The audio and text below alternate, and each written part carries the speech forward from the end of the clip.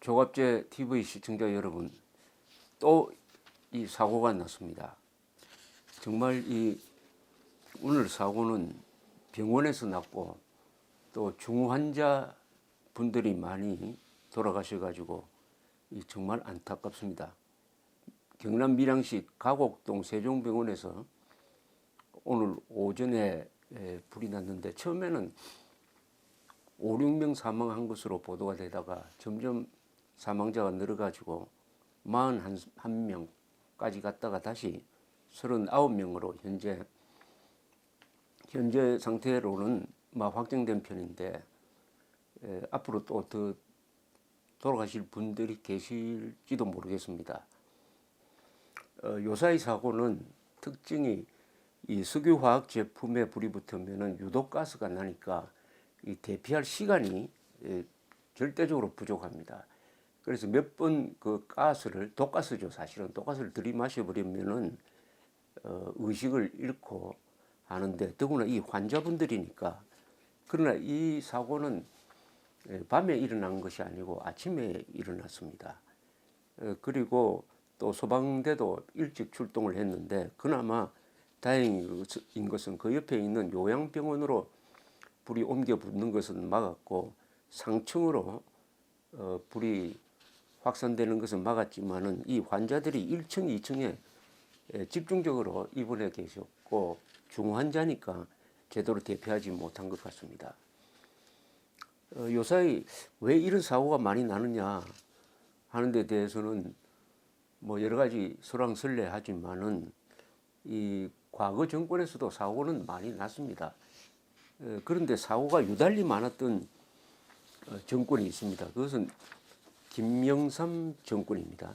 김영삼 정부 시절에는 정말 육해공으로 큰 사고가 많이 났습니다. 그때 사고 일지를 보면은 이렇습니다. 1993년에 김영삼 정부가 출범을 했는데 정부 이름을 문민정부라고 그랬습니다. 이 문민정부라는 이름이 적합한 게 아니죠. 문민정부라고 하면 군인은 정부에 들어가지도 않는다는 이야기니까 군인들을 배제하는, 그러니까 군사 문화를 악으로 보고 이렇게 문민정부를 지었는데 이게 국론 분열적인 성격이 있습니다. 더구나 큰 사고가 날 때마다 이 김영삼 정부 쪽에서는 그것은 군사 문화의 영향이다 이런 식으로 변명하기도 했습니다. 그렇다고 그렇게 변명을 한다고 사고가 중단되는 건 아니죠. 오히려 더 사고가 많이 났는데 그때 일지를 읽어보면 좀 끔찍합니다. 1993년 3월 28일 부산 구포역 무궁화호 전복 사고로 78명 사망. 그 4개월 뒤인 7월 26일 아시아나 737기가 전남 해남공항에 접근 중에 상과 충돌을 해가지고 66명 사망. 그 석 달 뒤에 전북 부안군 위도면에서 서해 페리 낚시배인데 전복 침몰로 292명 사망. 그 이듬해 94년 10월 21일 성수대교가 무너져서 32명 사망.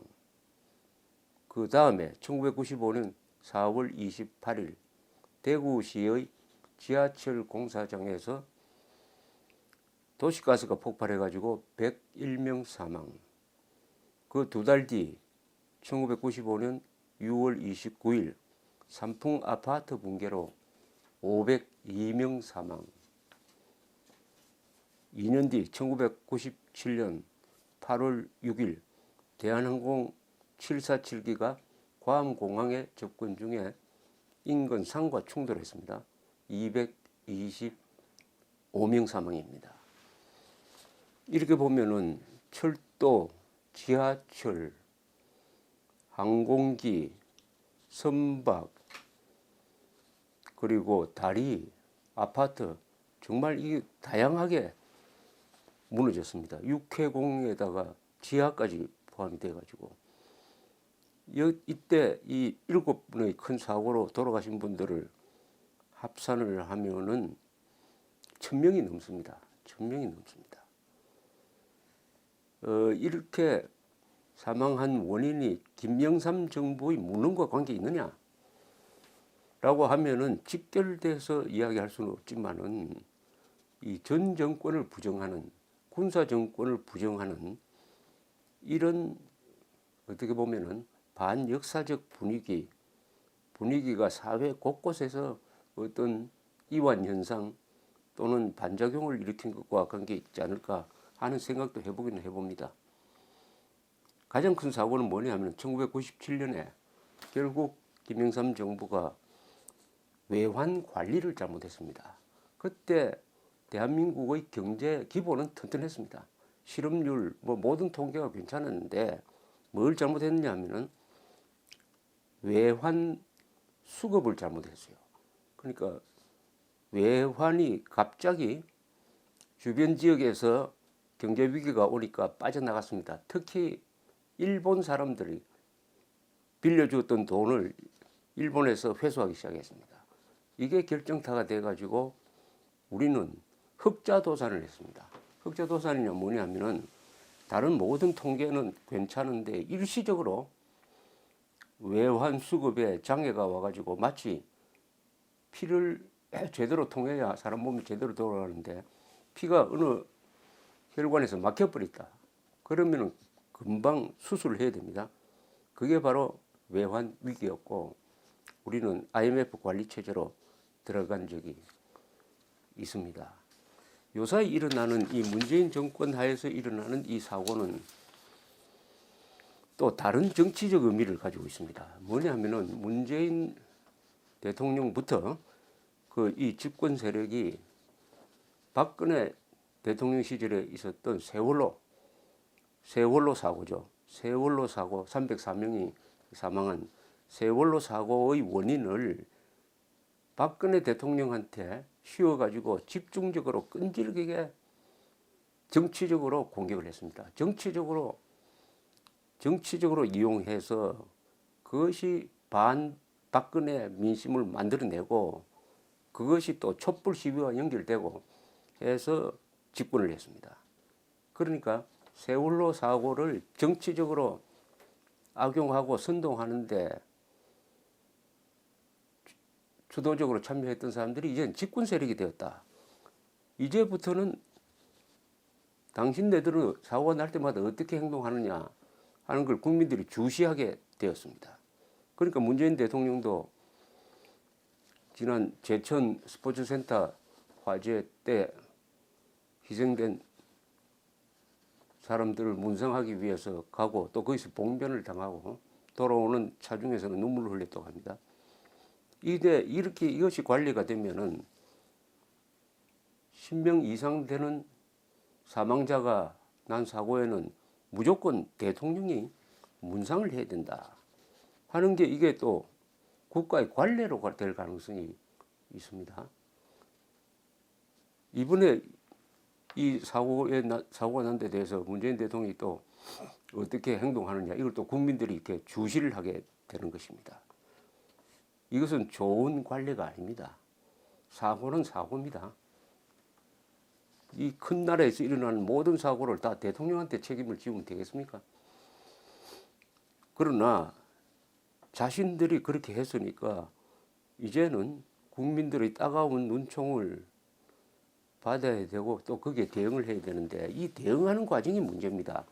뭐냐 하면은 국민들의 비난이 쏟아지면은 이제는 수사기관이 나와가지고 무리한 수사를 하는데 무리한 수사를 하는 방향이 어디냐 하면은 세월호 때는 구조 작업을 했던 해경 그리고 제천 화재 사건 때는 소방 요원들이 수사 대상이 되어버립니다. 그래서 세월호 때는 맨 처음 도착해가지고 172명을 구조하는데 큰 공을 세운 해경 정장이 업무상 과실치사상으로 구속돼가지고 징역 3년형을 지금 살고 있습니다. 제천에서도 많은 사람들을 구조했는데 그것은 무시되고 거기에 소방대 책임자가 지금 문책을 앞두고 있다고 합니다. 그래서 이분이 정신신경 치료를 받고 있을 지경이라고 합니다. 이런 식으로 해서는 절대로 사건 사고를 줄일 수가 없습니다. 그러니까 사고를 정치적으로 이용한다고 해가지고 사고가 없어지는 게 아닙니다.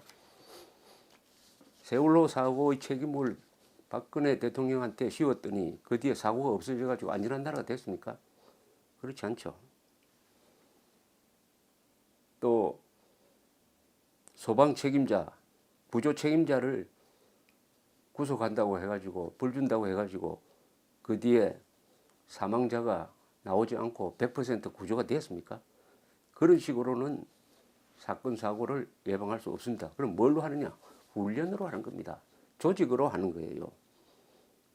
이번에 또 조사를 해보면은 이 병원에서 반드시 구비해야 할 소방시설, 탈출시설, 교육이 부족했다는 것이 나올 겁니다.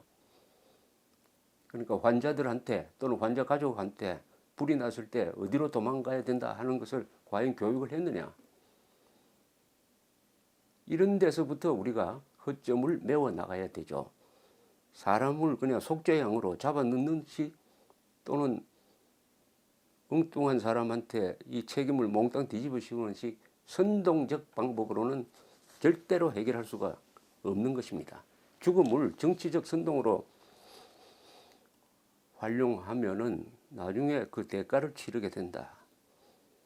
이런 생각이 들면서 아주 착잡한 심정으로 이렇게 돌이켜보고 있습니다. 또 하나, 문재인 대통령이 이번 이 사건을 보면서 뭔가 느끼는 게 있어야 됩니다. 뭐냐 하면은 이런 사건 사고를 당했을 때 가장 중요한 것은 평소의 훈련이다. 평소에 비상구가 어디에 있느냐를 알고 있어야 된다. 갑자기 불이 나고 연기가 들어올 때 그 순간에 나는 어느 쪽으로 도망가야 된다는 정도의 생각을 가지고 있으면은 살아납니다. 그러나 어디를 가야 될지 모르겠다고 하면은 그때는 당황하게 되고 그 오른쪽으로 가야 되는데 왼쪽으로 간 몇 걸음 때문에 사람이 죽게 되는 것입니다. 이 급박한 사건 사고가 나면은 사느냐 죽느냐 시간 차이는 불과 몇 초입니다. 그렇다면 훈련이 되어 있어야 되고 미리 도망갈, 대피할 방향을 알아야 됩니다. 문을 열고 나가면 오른쪽이나 왼쪽이냐. 우리가 호텔 방에 들어가 보면 제일 먼저 보는 것이 비상구를 그린 약도 아닙니까? 아, 이 문을 열고 나가면 왼쪽으로 가야 된다, 오른쪽 가야 된다. 그 정도는 알아야 되죠. 그러면 국가 단위에서 지금 국민들이 대피 훈련을 해야 될 게 북한의 핵미사일 그리고 화학무기 공격으로부터의 대피 훈련입니다. 그런데 문재인 정부는 그런 훈련을 안 하고 있습니다. 일본도 하고 하와이도 하는데 한국이 안 하고 있습니다. 그 이유가 기가 막힙니다. 그 이유가 뭐냐? 국민들의 불안감을 자극한다. 국민들이 훈련을 해야 불안감이 없어지지. 훈련 안 한다고 해서 핵미사일이 안 날라옵니까? 그러면은 선장이 지금 예보를 보면은 폭풍이 다가오는데 승객들한테 대피 훈련을 시키려고 할 때 누가 나서가지고 그렇게 하면 승객들이 불안하게 하니까 하지 마라. 안 한 결과가 몽땅 다 죽는 것으로 나타났을 때 그 책임은 누가 질 것이냐? 책임 누가 질 것이냐? 하는 이런 문제에 대해서 문재인 대통령이 느끼는 바가 있어야 됩니다. 그러니까 이거는 41명이 아니라 39명 사망이 아니라 핵미사일이 날아와서 만약 터졌을 때 죽을 사람은 10만 단위일 겁니다. 거기에 대한 대피 훈련을 하지 않는다. 그래 놓고 최근 청와대에서 발표하기는 북한 팀이 평창올림픽에 참여하는 바람에 평창올림픽이 성공하게 되었다. 불과 몇 달 전까지만 해도 한반도는 전쟁 위기 상황으로 들어가고 있었다. 이렇게 북한 팀에 대한 굴종적인 이런 대우를 합리화하는 설명을 내놓았는데, 아니 그렇다면 몇 달 전에 전쟁 위기 상황이 오고 있다는 것을 알고 있었던 문재인 정부는 국민들한테는 그 사실도 알리지 않고 대표 훈련도 시키지 않았다. 즉 세월호 선장의 역할을 하고 있었다는 것을 스스로 자백하는 거 아닙니까?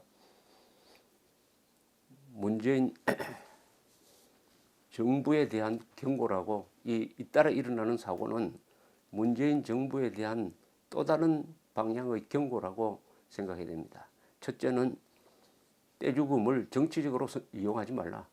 두 번째는 소방, 해경 이런 구조대원들을 처벌하는 식으로 해결하지 말라. 그리고 세 번째는 다가오는 핵미사일 위기에 대비해가지고 빨리 민방위 훈련을 해가지고 국민들로 하여금 대피구가 어디에 있다, 숨을 데가 어디에 있다 하는 것을 반드시 가르쳐 주라. 이런 교훈이라고 생각을 합니다. 감사합니다.